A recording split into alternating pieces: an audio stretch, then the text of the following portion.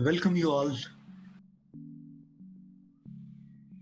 It is quite pertinent to get some curiosity to know about the objective world, how it is formed, what is its ultimate goal, and what relation does it have with me, and who am I? Am I matter or am I energy?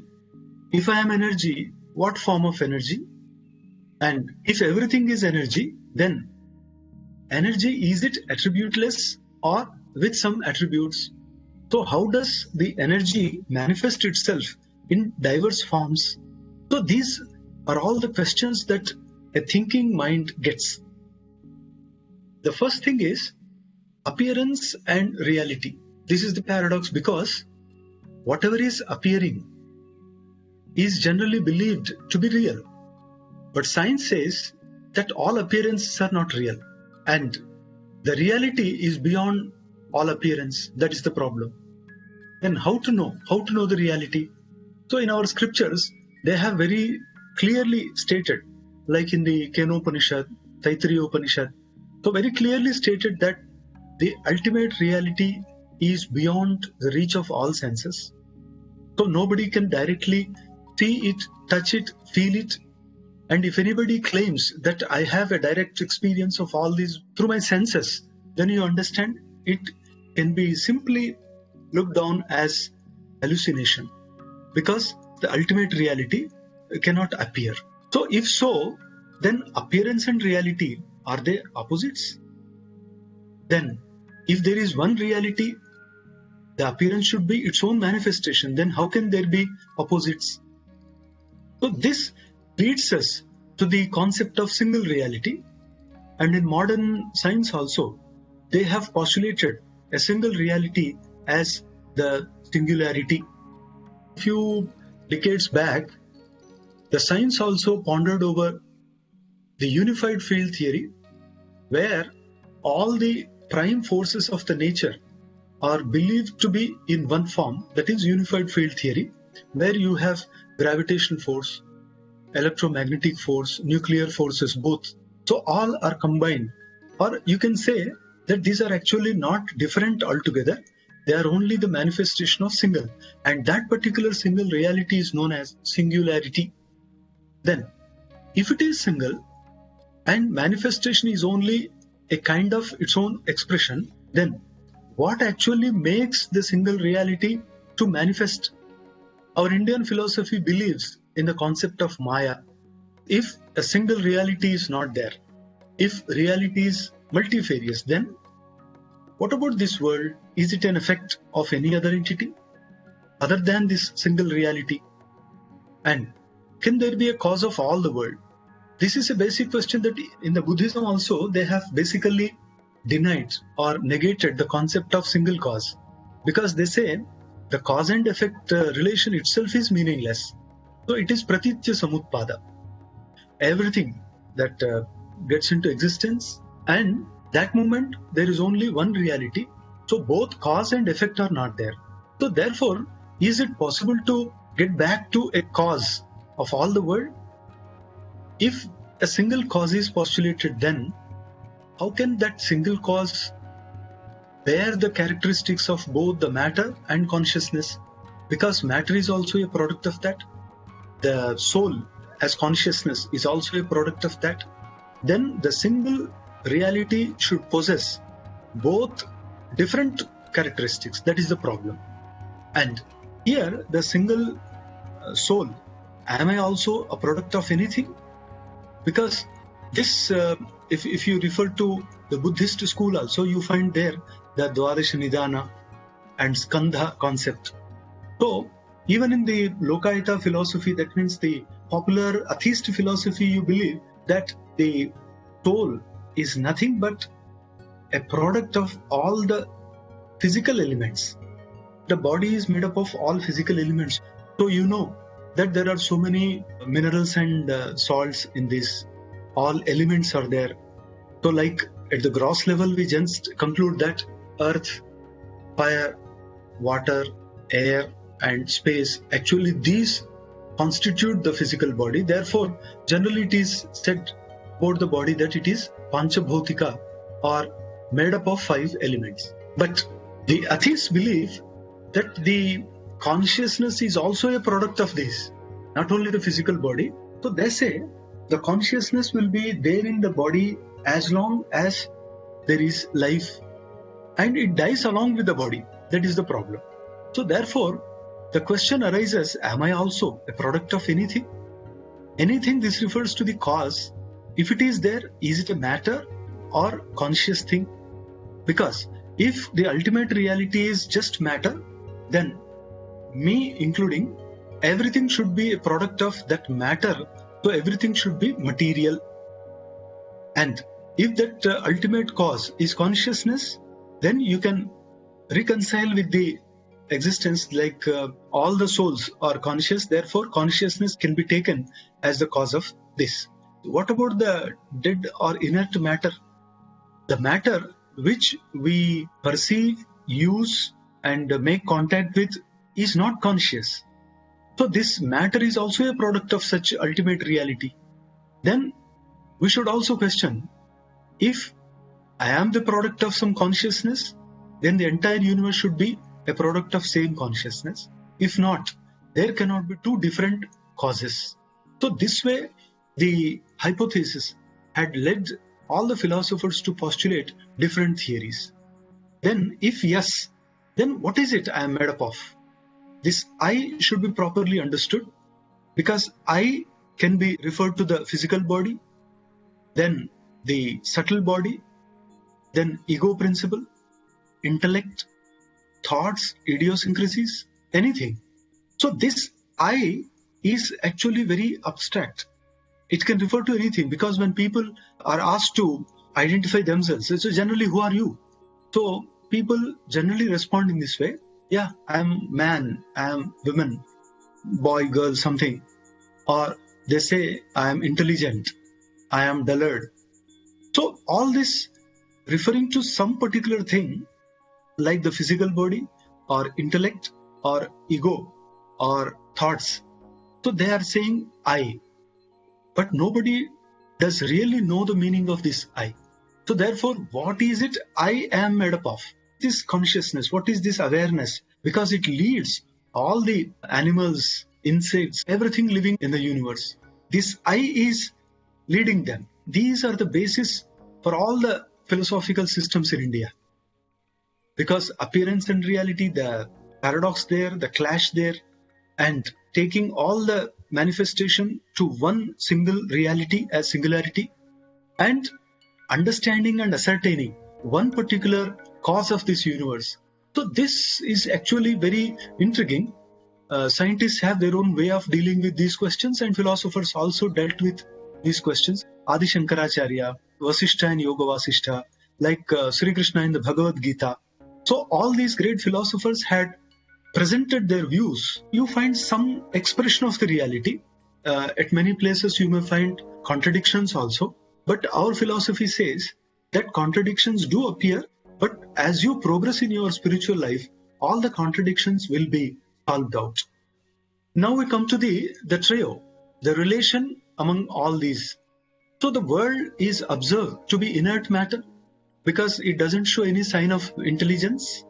Then the matter is changing. So we know that it is transient, because characteristics will be changing. In the matter you find different states also. Another characteristic of the matter is impermanent, and it actually exhibits all diversities, because color, shape, everything differs. And on the other side you have the individual consciousness. It is believed to be the substratum of all intelligence, all consciousness, all thoughts. And in our Indian philosophy, they have classified that the consciousness part is Atma and the thoughts are only mind. If you compare the world with the self, you find that the self is unchanging and it is consciousness, and it is not impermanent, it is eternal and undivided. The only difference is Atma or the self is conditioned in the sense psychologically conditioned. So all the temperaments, etc., they are actually conditioning the self, and whatever conditioned self is known as Atma or Jiva. But These two are not the absolute reality. They are only appearances. Now you come to the source of both, that is the Supreme Almighty Consciousness, which is again similar to the self and dissimilar from the world. That the Supreme Self is like the self, consciousness, unchanging, because in order to be the sole cause of everything, it should be unchanging. That's what our quantum physics says, that before the Planck era, whatever singularity existed, that should be unchanging. That is very important and eternal, because always the energy will be there. It cannot be created or destroyed. That means it is eternal and undivided, because division must have taken place after maybe the femtoseconds, like 10 to the power of minus 26 or 28 seconds. So during that particular point of time, only there was a kind of division in the form of the nucleus, then particles, then atom, the galaxies, everything formed later after so many years when it got cooled down. So that particular single reality before the creation was undivided, and this has been reiterated in all the Vedas also. So in the Rig Veda, Aditirvai Devamata, they have given the mantra Aditihi Devamata. That means there was some energy which was the mother of all the other Devata. Devata means energies. So all the forces, they appeared later. So whatever existed before was just figuratively described as mother of other forces. That means Deva Mata. So we should not take this mantra in their literary sense and understand that there was some mother lady and she created all the other gods, etc. These are only symbolic. And if we can understand the symbolic sense of all this, then we can well appreciate the beauty of these statements in the Vedas, in the Bhagavata Purana, and other texts also.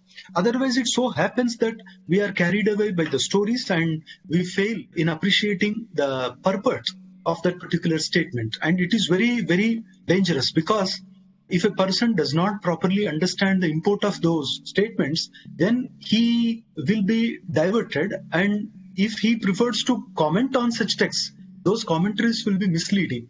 So undivided and almighty, because it is omnipotent. The only difference between the individual self and the Supreme is the self is conditioned and the Supreme is unconditioned, because these are the limitations that the self got.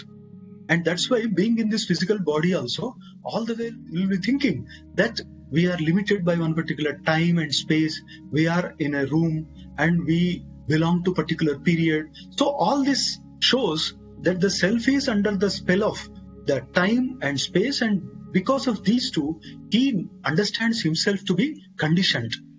And these actually condition our psyche also, our mind. And mind produces everything according to our Vedanta. If sun is believed to be the source of energy for at least our solar system, so what happens within the sun? Now we understand that the energy is in two ways, one potential energy and one kinetic energy. And that particular potential energy will be there when it is in zero rest. But in sun, when that gets into kinetic energy, in philosophy they said that there is a kind of vibration, and that vibration is known as kinetic energy in modern terms. So this way, though it is potential energy, then because of that particular vibration, there is kinetic energy which actually leads to some action, a kind of a nuclear reaction, that fusion within, that leads to the radiation energy, and it is radiated. And this particular energy further leads to electromagnetic energy. And this is actually the most important energy on this planet and the universe also. The weak force, that is gravitational energy, is produced. For example, the earth, because in the core when the iron melts, so much gravitational pull is created. And now we come to the life called chemical energy, because all our bodies are formed, all our bodies run, they use the fuel and they convert it into energy. But all this chemical energy in any form is the product of the gravitational energy. And further we find that because we consume food and we digest it, and that produces a lot of energy, And that again becomes kinetic energy. Like I am talking now, you are talking, you are thinking, you are moving around. So all this is the kinetic energy, that whatever is happening in the world, especially on this planet, it is actually a kind of cycle. From the kinetic energy produced in the sun to the chemical energy on this planet. So this is so beautifully explained that the energy is the soul of all activity in the universe. You find all the stars and all the galaxies, they are formed like this. Coming to the concept of Maya, how do they understand the Maya? So we understand from the Vedas that there is a story, Indra exert a kind of Maya. So you find that the magic of Indra and Asura. Asura also had the power of Maya, and Maya is generally believed that a kind of plan, a kind of design. So that is known as Maya in the Vedas. So that is a kind of Varuna supernatural power, because Asura in the Vedic context is another name for Varuna god. Asu means prana, the vital breath, and Ra means giver, the giver of knowledge, the bestower of knowledge. But popularly it is understood in the sense like Sura. Sura means gods, Asura means demons. Like that now the meaning is taken. But in the Vedas, we find Varuna being addressed as Asura also. And whatever supernatural power Varuna possessed, so it is also referred to as Maya. That is in the Yajurveda and Rigveda also. We now understand any magic as Indra Jala. That means whatever Indra or the god in the Vedas spread throughout the universe, and whatever limits the intelligence and makes the self conditioned, that is known as Maya. But in Vaishnava theology, they have understood Maya differently. So they say it is not power of Indra or Asura. It is understood as one of the Shakti of Lord Vishnu. So Lord Vishnu is described as having so many powers, almost 9 powers, and including the power to create, sustain, hold, etc. So Maya is also one of the power. And Kaladini, Dahini, these are all mentioned as the powers of Vishnu. And Vishnu, the word signifies the all-pervading consciousness. Whatever you know call as universe, the Sanskrit parallel word is Vishnu. And another word frequently used for Vishnu is Brahma. So ultimately, it is Maya, it is the Shakti, the power of that Brahma or the cosmic reality. And what does it do? And how it influences the self? Buddhism says all dharmas are characterized as illusory, vain, hollow, without core. This is their understanding of Maya. That means the Rupa Skandha, Vedana Skandha, all samskara. So these are all, the more you delve deep into the secret of these dharma, you understand it is nothing. That's why somewhere the Western philosopher Hegel also said, pure being and nothingness are the same. Because the more you explore the matter, everything, then you come to a point where you find nothing. And that nothingness is actually everything. That is the problem there. That's why in the Buddhist philosophy, they have propounded a theory called Shunyavada, nihilism. That means nothing is there. But opposite to that, in the Upanishadic philosophy, we find the Brahmavada. That means nothingness is not real. Everything is real. It is opposite to nothingness. Because nothingness is, in a way, negating all appearances. But if you negate everything, nothing remains okay. But from nothing, how can you produce everything? Or how nothingness can manifest itself into everything? So therefore, that nothingness has been looked by the Vedantin as Brahma or everything. Recently, Stephen W. Hawking also touched upon this concept of everything, and unified field theory, later everything. So these come very close to our concept of Brahma. Many people try to draw similarities between these two ideologies. On one side, Buddhist ideology, on the other side, Upanishadic ideology. And some people have gone to the extent of saying that the Upanishadic ideology is also a way influenced by the Buddhist philosophy. But recently it has come to light that Upanishad ideology existed long before the Buddhist philosophy.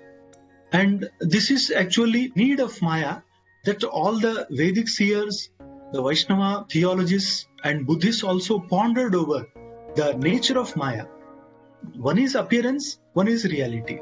Then what must have caused this appearance? That is the problem.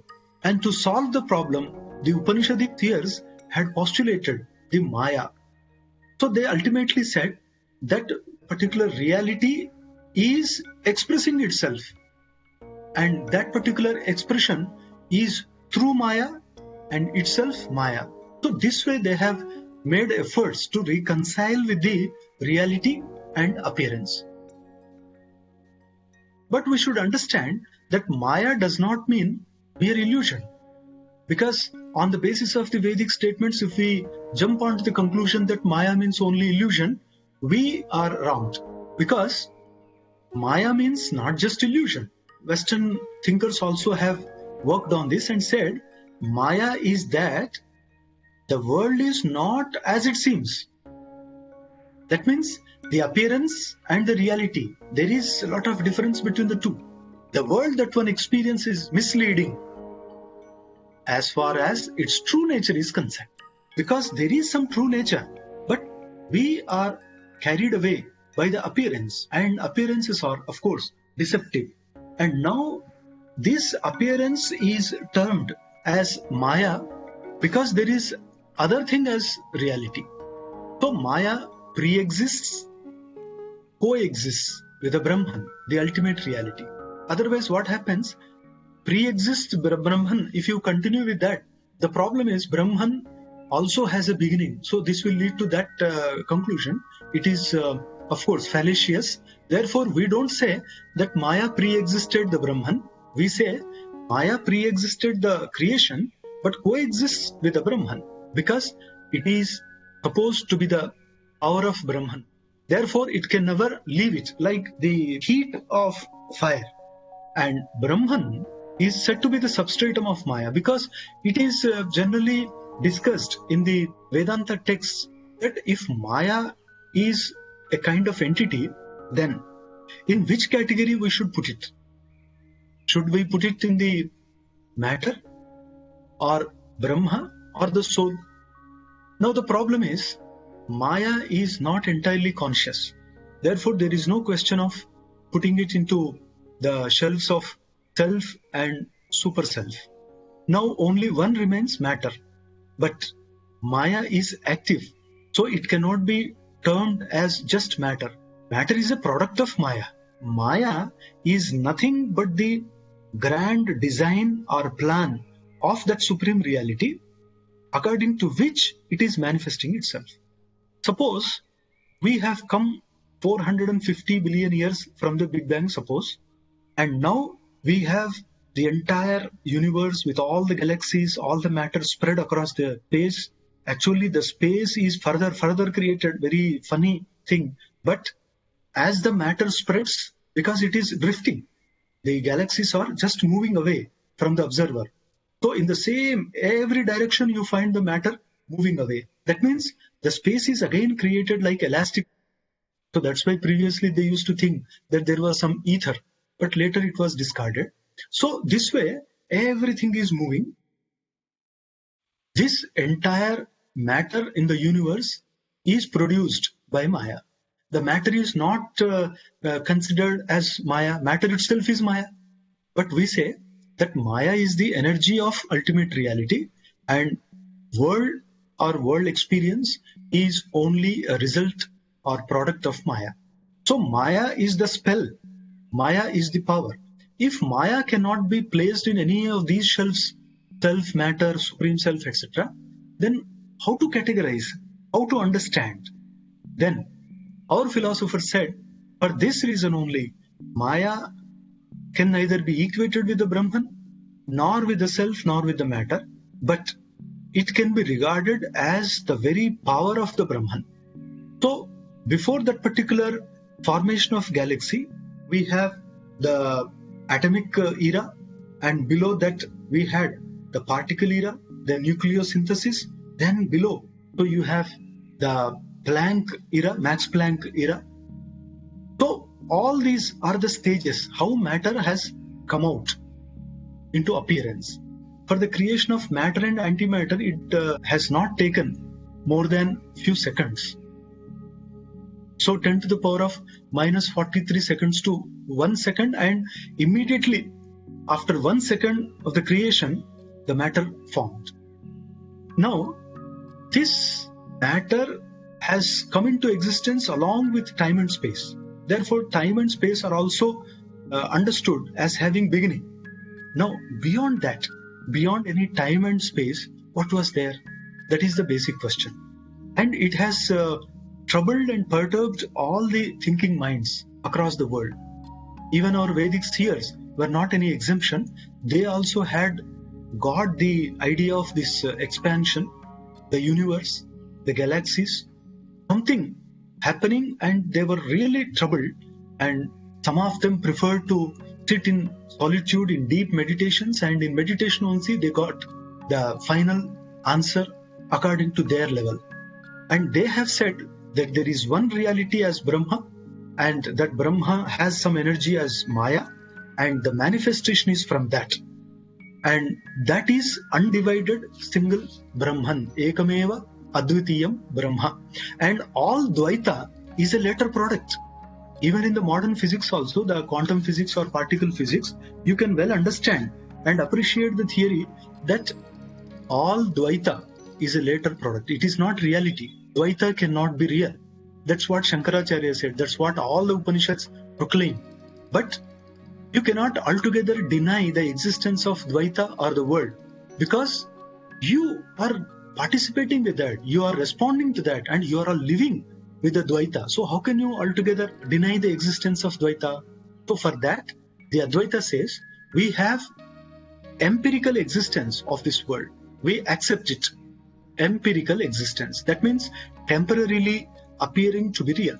But that which cannot permeate all the three divisions of time, like past, present, future, it cannot be ultimate reality. And that which can pervade through time and space also, that is ultimate reality, and that is Brahma, they say. And the Maya again is stated to be Triguna, the three natural forces. One is Sattva. Sattva means all illuminating, brightening, knowing, perceiving, that force. And another force is Rajas. Rajas means that which goading, driving, propelling. And Tamas is restricting, constraining, forcing. That means stopping, blocking. So that is actually, these three are the natural forces of Maya. So Maya is nothing but these forces. So that's why in Shankaracharya Gita Bhashya, we find Maya Prakritireva. And in Shvetashvatar Upanishad also we say, Maya is nothing but the power of Lord or God. Mayantu Prakritim Vidyat, Mayinantu Maheshwaram. So that's what the mantra says. So ultimately, you call it Prakriti or Triguna or Maya, they are all same, but they are not negative. They are actually the positive force of Brahman. Then why do you see all negativity in the world? Because of our mind. And mind is also a product of Maya. And now we see how this Prakriti, that means the world which we live in, deceives us, conceals the reality. It actually baffles us, because on one side we have the Prakriti, the world, and on the other side we have the reality called Brahman. We understand that Maya functions in two ways. One is in limited way called individual, that is avidya, and this individual force functions as the self, and other is the cosmic Maya, and the cosmic Maya, that is actually universal. Maya and Brahman, that means the Shakti and its substratum, both together constitute the entire universe. How just like two kinds of interwoven threads create a fabric. Similarly, the entire world appearance is a manifestation of the combination of these two, that is matter and consciousness. The matter is, of course, dead, but the consciousness actually fills energy into that, life into that. Then the consciousness enters into the body, and then the matter starts functioning, and for some time it does all the things in the world. Maya is the manifestation of the world, and Brahman is the cause of the world. How? Because it is the substratum of Maya. So if you look at Maya, then it is the material cause. It is the matter from which the world is created. But the Brahman then will be the Nimitta Karana. Brahman is the all-pervading reality. So you cannot expect any object devoid of consciousness, devoid of Brahma. So Brahma is there in all the matter. So that's why it is said that Brahma is non-different material and efficient cause. What is avidya then? Avidya is nothing but the spiritual blindness that we are subjected to. Because we all have the spiritual kindness. This is a kind of ignorance, because we don't have a clear idea of ourselves, and this actually puts all limitations to our existence, and this avidya is in the form of superimposition of attributes of one thing on another.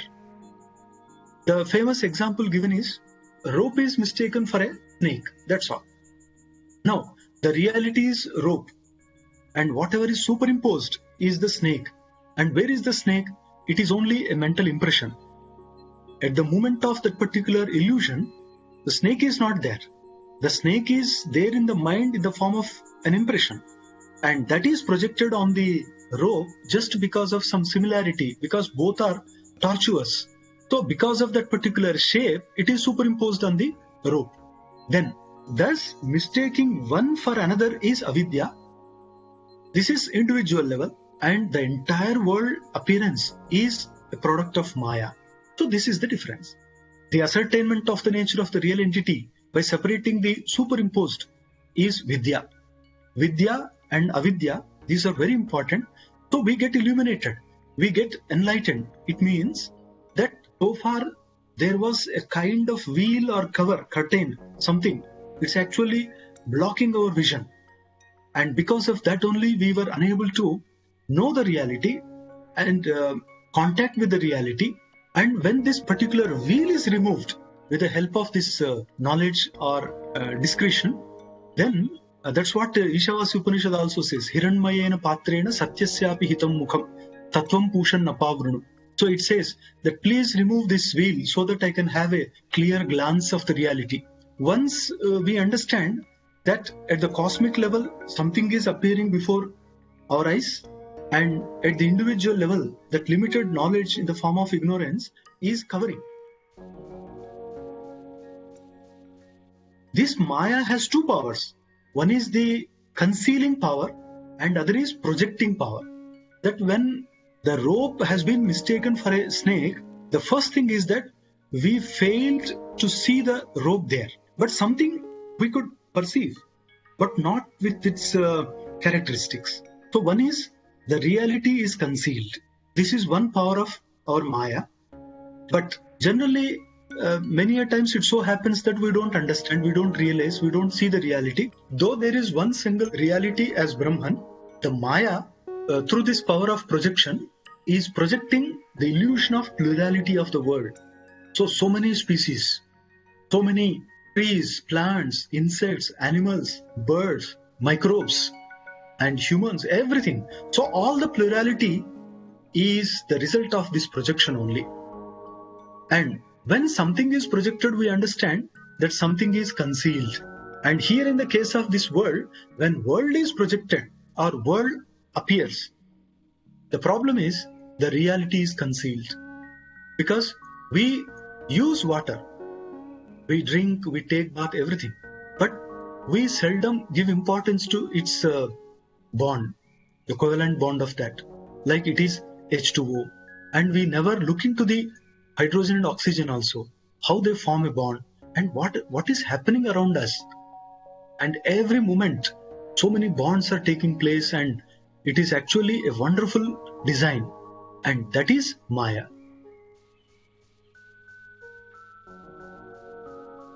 In this process, every day, every moment, we are controlled by these two powers, the power of concealment, power of projection, like in the dream. In the dream also, the reality is concealed and something else is projected by the mind.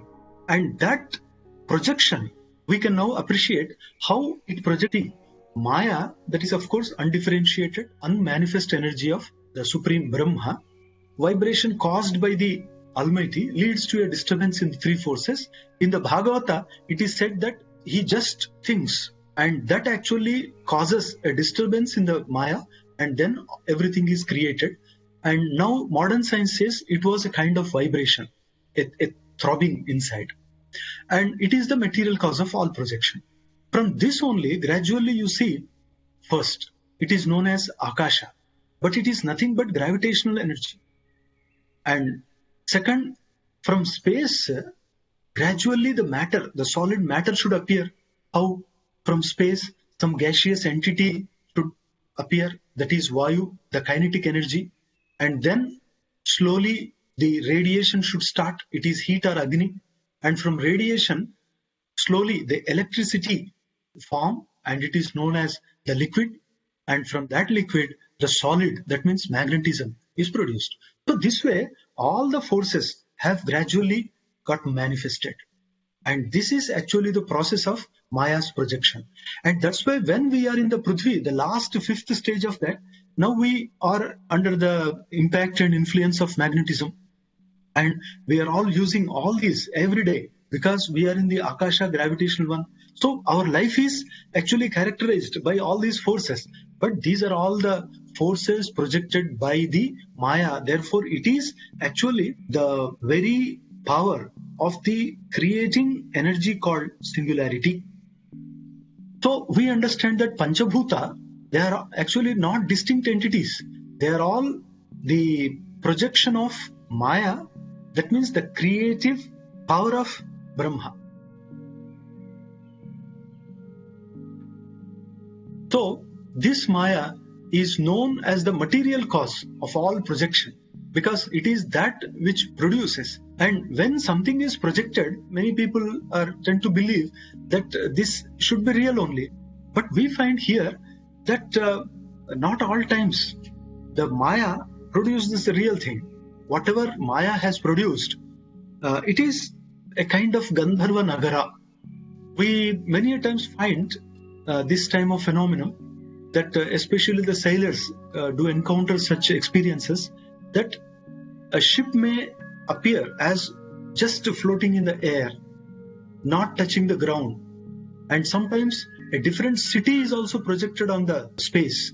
So all this is known as the Gandharva Nagara. The shapes, structures, things and events, they are actually believed to be real, but it's actually Maya. Funny thing is, unnecessarily, we are confusing the map with the territory. But we mistake that for the territory, then we are confused.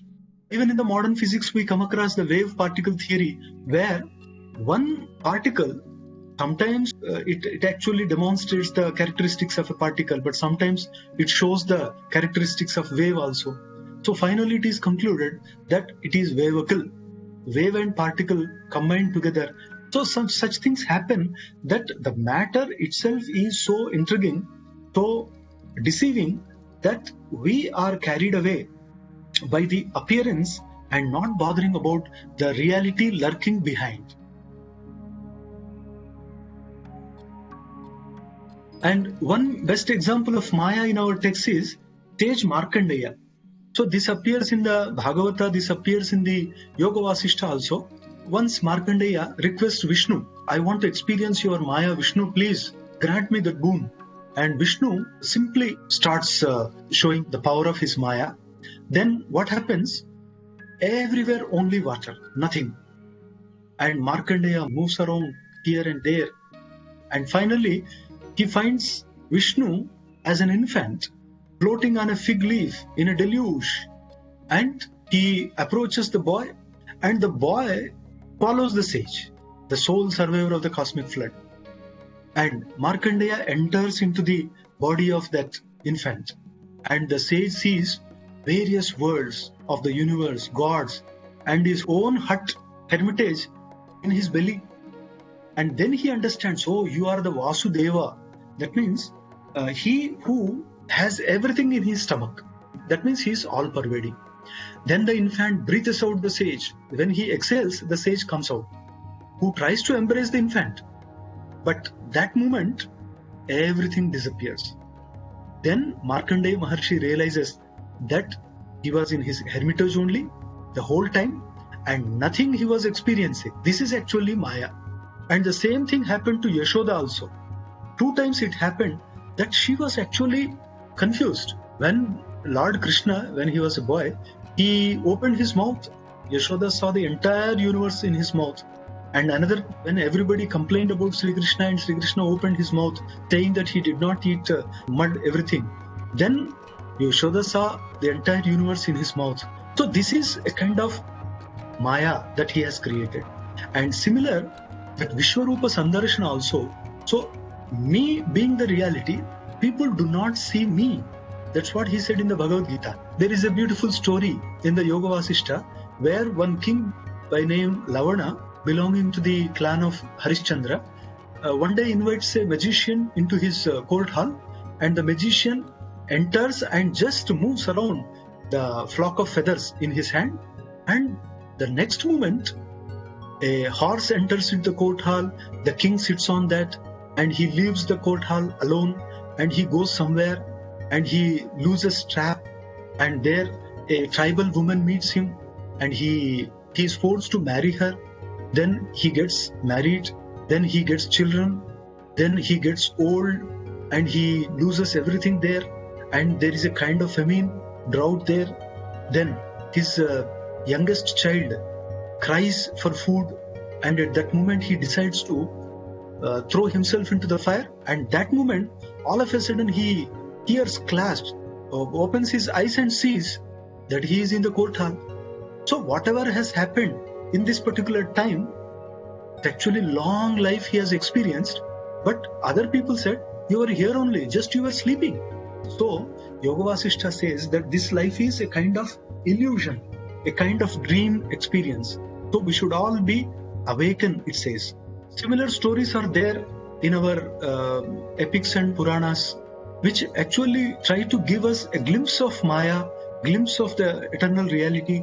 But unfortunately what happens, because they are mistranslated, misinterpreted, many people do not get the core of that.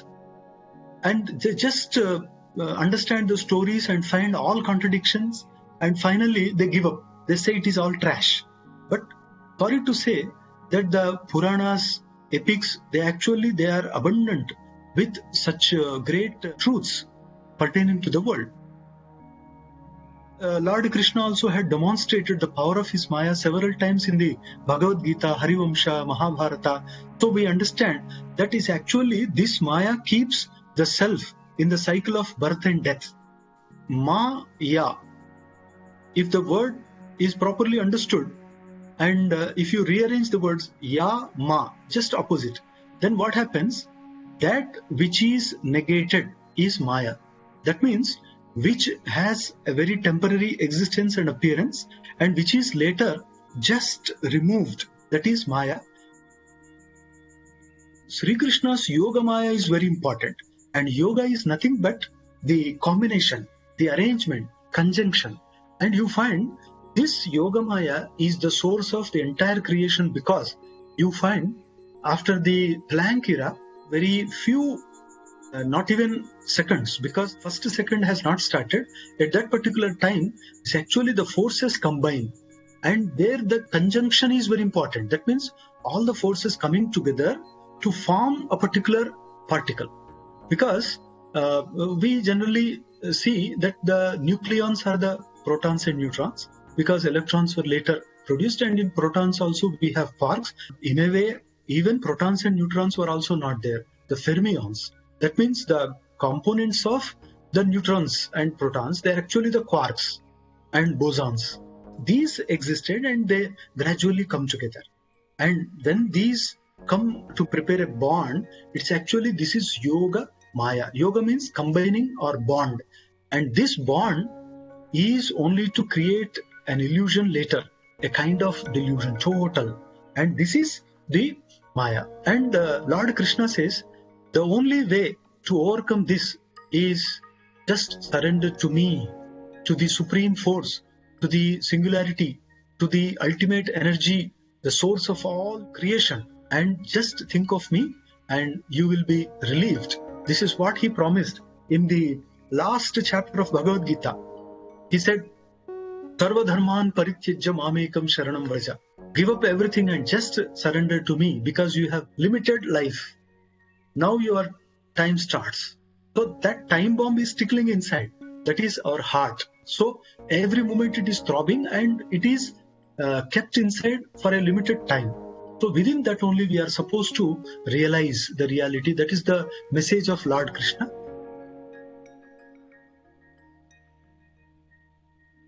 The Maya can be briefly analyzed with the help of modern theories so that we can really understand and appreciate our own texts, scriptures also. Otherwise, what happens? We just give importance to the stories, but we should give a thought to that. This is the story. Now I try to get into that. And through the stories only, if we can get a glimpse of reality, then we are really blessed, I feel. Maya influences the self by projecting something other than the reality. Therefore, there are limitations. Then it can be removed with the help of total cessation of thought waves, totally stopping our thought waves, and absolute absorption in the supreme energy through meditation. So that's why every day, 20 minutes at least, we should sit in silence, we should close our eyes, everything, and just we should try to slip into the beautiful state of meditation. That is the only way we can come out of the spell of Maya or the clutches of Maya. So this is the method of removing the influence also. But still I say, Maya is not that easy because Maya has percolated in ourselves in the form of our genes. The genetic design itself is Maya because of that only we get some traits, either personality traits, all that. And because of that only we connect ourselves with the world. But a step in this direction will definitely help us. And I hope that we also have our own time. So we will definitely understand, realize, and come out of that one day. Thank you all.